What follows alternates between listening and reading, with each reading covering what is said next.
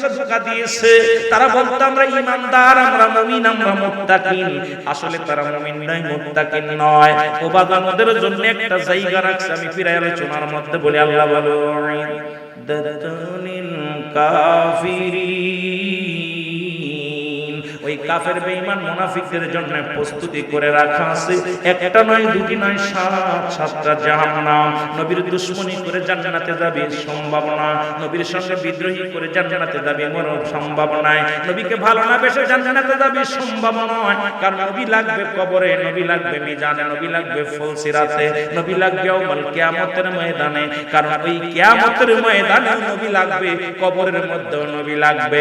শ্রেষ্ঠতার আসন তো দিছেই দিছে, ওই হাসর ময়দানেও শ্রেষ্ঠতার আসনে আমার নবী থাকবে। পৃথিবীর মধ্যে এমন পাওয়ার, এত বড় ক্ষমতা আর কোন নবীর দেয় নাই। জোরে জোরে চিল্লায় বলেন ঠিক কি না? বাঁচবে কোথায়? বাঁচার কোন জায়গা নাই। এই নবীর লগে বেয়াদবি করো না, করলে কি হবে? আল্লাহর নবী, মায়ার নবী, আপনি নবী আমার জীবনের জীবন। বলেন আপনি নবী আমার, আপনি আমার জীবন সাথী, অন্ধকার কবরের বাতি।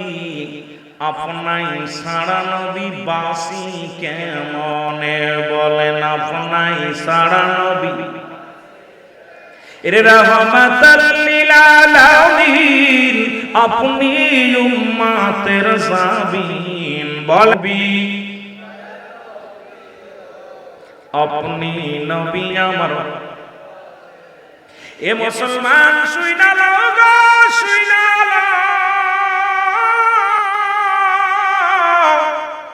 নবী বলে সর্বশেষ। আল্লাহর নবী ডাকতে বলেন সর্বশেষ 6 নম্বর নিয়ামত হলো আমাকে পৃথিবীর মধ্যে পাঠাইয়া নবুয়তের দরজা চিরতরে বন্ধ করে দিয়েছে। জোরে বলা যাবে না মারহাবা? আরো জোরে। কিন্তু গোলাম আহমেদ মির্জা কাদিয়ানের দলের এখনো নবী আর একটা বানাইছে। কথা ঠিক কথা। ওরা কাহাম্মদ, আমার নবী মুহাম্মদ আহমদ নবী উনার শেষ নবী। এ ভণ্ডের দলেরা আজ পর্যন্ত নবী মানে নাই, অথচ নবী নিজে নবী আসছে। একজন নবীর আহলে বায়াত তারা নবী হয়েছে, সেই বংশের মধ্যে নবী পাঠাইছে। কিন্তু নবী আমার নবী রাহমাতাল লিল আলামিন আসার পর, এই দুনিয়া থেকে বিদায়ের পরে, আসার পরও কোন নবী আর আসেন নাই, বিদায়ের পরও আর কোন নবী আসবেন না, কিয়ামত পর্যন্ত আর কোন নবী আসবেন না। এর চাইতে বড় মর্যাদা কি রে বাবা? এর চাইতে বড় পার আর কি আছে? এই নবীর উম্মত হওয়ার জন্য যুগে যুগে কত নবী আফসোস করেছে, এই নবীর উম্মত হওয়ার জন্য কত নবীগণ দাবি করেছে, এই নবীর উম্মত হওয়ার জন্য যুগে যুগে দোয়া প্রার্থনা করেছে। বিনা দোয়ায় বিনা দরখাস্তই সেই নবীর উম্মত হয়েছি আমরা। আমরা বড় ভাগ্যবান। জোরে জোরে চিল্লা বলা যাবে না ঠিক কি না? এর রহমাতাল লিল, আপনি নবী আমার জীবনের জীবন। বলেন আপনি নবী আমার। এ যুবকেরা একটু করে বলো, আপনি নবী আমার। এই আসিয়া বাঁশির বেদনা নবী লইয়া যান গো মদিনা। এই পুটিয়া বাঁশির বেদনা নবী লইয়া যান গো মদিনা। দেখব আপনার নূরের রোজা খান দয়াল নবী, মায়ার নবী ও আপনি নবী। তৎকালীন জামানার মানুষগুলো করেছিল, এখনো কিছু বেঈমান কালার কমিনান নাস মানুষের মধ্যে মাগুলো তারা বলবে আমার না তার ঈমান আছে, বিল্লাহি আল্লাহর প্রতি বিল আখিরাতের প্রতি বিশ্বাস স্থাপন করছে। ওমা হুম বিমুমিনিন। আল্লাহ কয় হাবিব আপনার কদমের মধ্যে একদল বেঈমান যাবে আজকে, দাড়িওয়ালা টুপিওয়ালারা। তারা বলে আমরা সত্য ইসলাম গ্রহণ করেছি, আমাদেরটাই সঠিক ইসলাম। তৎকালীন জামানায় বেঈমানরা রাসূলুল্লাহর কদমে যাইতো, তারা ঈমান আনতে পারে নাই, নবীর সঙ্গে ধোঁকা দিয়েছে। তারা বলতো আমরা ঈমানদার, আমরা মুমিন, আমরা মুত্তাকিন। আসলে তারা মুমিন নয়, মুত্তাকিন নয়। ও বাবা, ওদের জন্য একটা জায়গা রাখছে, আমি ফিরাই আলোচনার মধ্যে বলি। আল্লাহ বলো দাতুনিল কাফিরিন, ওই কাফের বেঈমান মুনাফিকদের জন্য প্রস্তুতি করে রাখা আছে। একটা নয়, দুটি নয়, 7টা জাহান্নাম। নবীর দুশমনি করে জান্নাতে যাবে সম্ভব না, নবীর সঙ্গে বিদ্রোহী করে জান্নাতে যাবে কোনো সম্ভব নাই, নবীকে ভালো না বেশে জান্নাতে যাবে সম্ভব নয়। কারণ নবী লাগবে কবরে, নবী লাগবে মিজানে, নবী লাগবে ফুলসিরাতে, নবী লাগবে ইয়াউমুল কিয়ামতের ময়দানে। কারণ ওই কিয়ামতের ময়দানে নবী লাগবে, কবরের মধ্যেও নবী লাগবে। শ্রেষ্ঠতার আসন তো দিছেই দিছে, ওই হাসর ময়দানেও শ্রেষ্ঠতার আসনে আমার নবী থাকবে। পৃথিবীর মধ্যে এমন পাওয়ার, এত বড় ক্ষমতা আর কোন নবীর দেয় নাই। জোরে জোরে চিল্লায় বলেন ঠিক কি না? বাঁচবে কোথায়? বাঁচার কোন জায়গা নাই। এই নবীর লগে বেয়াদবি করো না, করলে কি হয় একটু বলে যায়। একটু বললে আপনারা বুঝবেন যারা এখনো বেয়াদবি করে। সেই রাসূলুল্লাহ তাবারককে পায়খানার হাতে বলে, আমরা রাসূলে জুলুস করলে কয় না যে বেদাত হারাম বলে ডাক দিছে। আমরা নবীর আগমনে আমরা জুলুস করি, নবীর সম্মান দেখায়। এ মুসলমান শোনো, ওদিন কোন দিন থাকবে? আল্লাহ থাকবে কোন যেদিন, সেদিনও থাকবে নবী। কুল্লু মান আলাইহা, শুধু আমি আর আমি থাকবো রাসূলুল্লাহর ভালোবাসা নিয়ে। এই জন্য সুন্নিরা সব থাকতে পারে, বাড়ি থাকতে পারে, ঘর থাকতে পারি, সংসার থাকতে পারি, জিন্দেগি থাকতে পারি, জীবন কুরবানি করতে পারি, রাসূলুল্লাহকে থাকতে রাজি না। জোরে বলেন ঠিক কি না? আর একটু জোরে বলেন ঠিক কি না? কথা বল।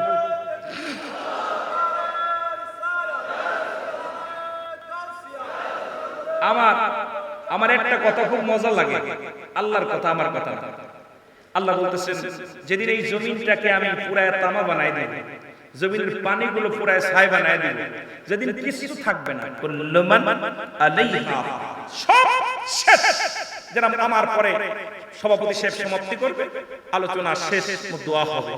তদ্রুপ আল্লাহ বলতেছে, যেদিন সব কিছু আমি শেষ করে দিব, থাকবো সেদিন আমি। কে থাকবে? জোরে বলেন কে? আর একটু জোরে কে?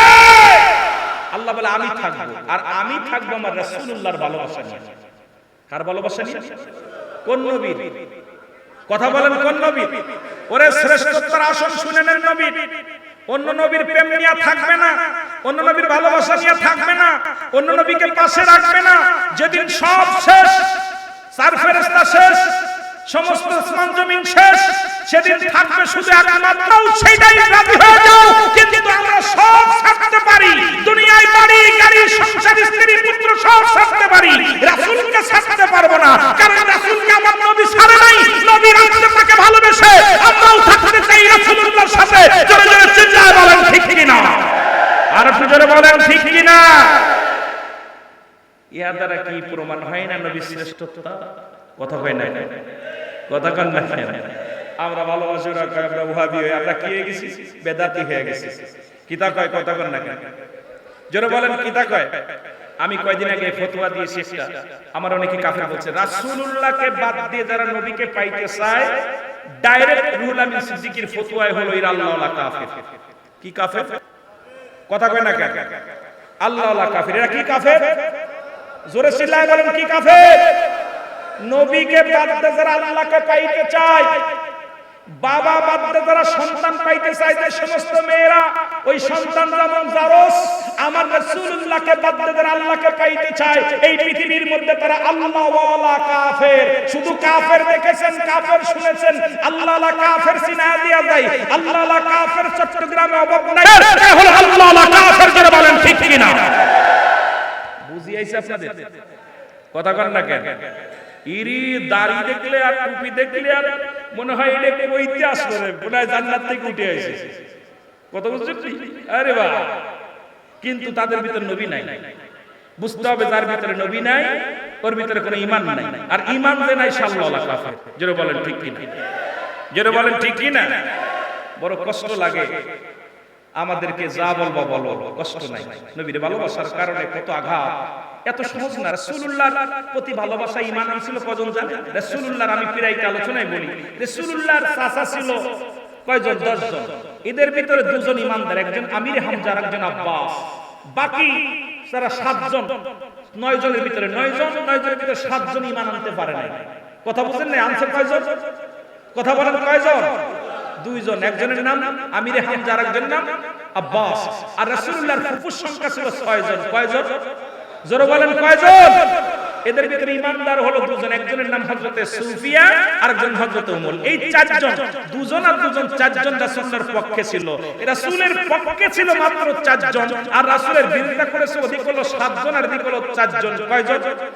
11 জন ছিল দুশমনের রাসূল, আর 4 জন ছিল রাসূলের প্রেমিক। সুতরাং চট্টগ্রামেও ওই রামদামের জমিনে না না, আমরা হুসাইন ইসলাম যারা কবুল করেছি, আমরা পুরাইতে রাজি নয়, ভাঙতে রাজি নয়।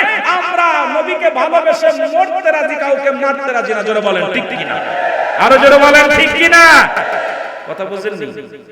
ওরা এই এক জায়গায় এই করা মানুষ যদি সাদা কাপড় পরে বাইরে হইতেন, আর টুপি সাদা, পাগড়ি সাদা, দেখতো 2-4 হাজার। কথা কই না? 2-4 হাজার। কিন্তু রাসূলের পক্ষে ছিল 4 জন, আর রাসূলের বিপক্ষে ছিল 11 জন। 11 জন ইসলাম জিন্দা করতে পারেন নাই, তাদের মর্যাদা বাড়ে নাই। আবার আমাদের দেশে কিছু মৌলবীরা বলতেছে যে এই যুগে যদি কোরআন শরীফ নাজিল হতো, তাহলে আমাদের বাপ দাদার নাম কোরআন শরীফে থাকতো। আমি কই বিয়াক বলেরা শোন, আর নাম তো আবু জেহেল কোরআন শরীফে আছে। কথা কন না কেন? আছে না? কথা বলেন। আবু জেহেলের নাম আছে না? ইজ্জত বাড়ছে নাকি? কথা কন, কথা কয় না কেন? আবু জেহেলের নাম আছে না কোরআনে? কথা কন না কেন? তালি পরে বোঝা গেল এই যে নাম নিয়ে টানাটানি। কিন্তু সুন্নিরা তো এটা দাবি করে না। সুন্নিরা চাই নবীর গোলাম, নবীজির গোলাম। জোরে বলেন ঠিক কি? নবীজির গোলামেরই কোন চিন্তা, আয় নবীজির জান্নাতে মত। সুবহানাল্লাহ, সুবহানাল্লাহ। আরো জোরে আল্লাহুম্মা।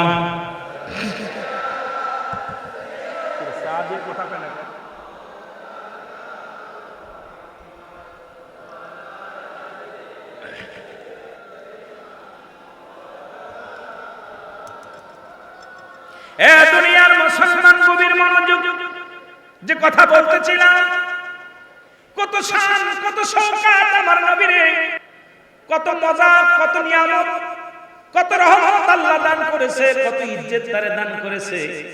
তাওরাত কিতাব নাম শুনেছেন, হযরত মুসা আলাইহিস সালামের উপরে এসেছিল, কোন নবীর উপরে?